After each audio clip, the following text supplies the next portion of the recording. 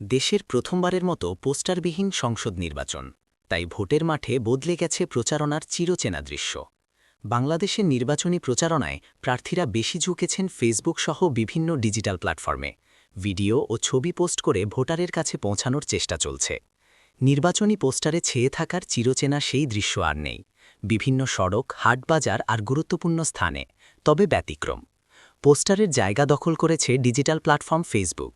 ভোটারের যোগাযোগ বাড়াতে তার পক্ষে খোলা হয়েছে একাধিক ফেসবুক আইডি ও পেজ। তবে ডিজিটাল বাংলাদেশে তো এখন ডিজিটাল পদ্ধতিতেই সবকিছু হবে, এটাই স্বাভাবিক। উৎসবের আমেজ তো অবশ্যই আছে।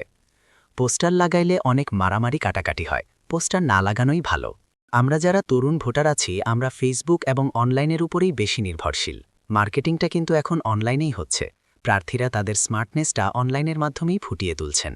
প্রার্থীদের কর্মী সমর্থকরা প্রচারণার ছবি ও ভিডিও ফেসবুকে পোস্ট করছেন, আর ডিজিটাল দক্ষতায় তরুণরা অনলাইনে ভোটারের কাছে পৌঁছানো তার জন্য কাজ করছে। আমার মনে হয় যে পোস্টার তো একটা জায়গায় সীমাবদ্ধ থাকে, কিন্তু এই সামাজিক যোগাযোগ মাধ্যম ব্যবহার করে আমরা কিন্তু অনেক মানুষের কাছে চলে যেতে পারছি। তবে প্রার্থীর পক্ষে সকল তথ্য সকল বিষয়গুলো জানতে পারছে, এবং প্রার্থীর পক্ষে সকল তথ্যগুলো তারা মোবাইলের মাধ্যমে পেয়ে যাচ্ছে। ফেসবুক ব্যবহার করে মানুষের মধ্যে আমাদের দাওয়াতটা এবং আমাদের যে মেসেজটা সেটা পৌঁছাতে পারছি।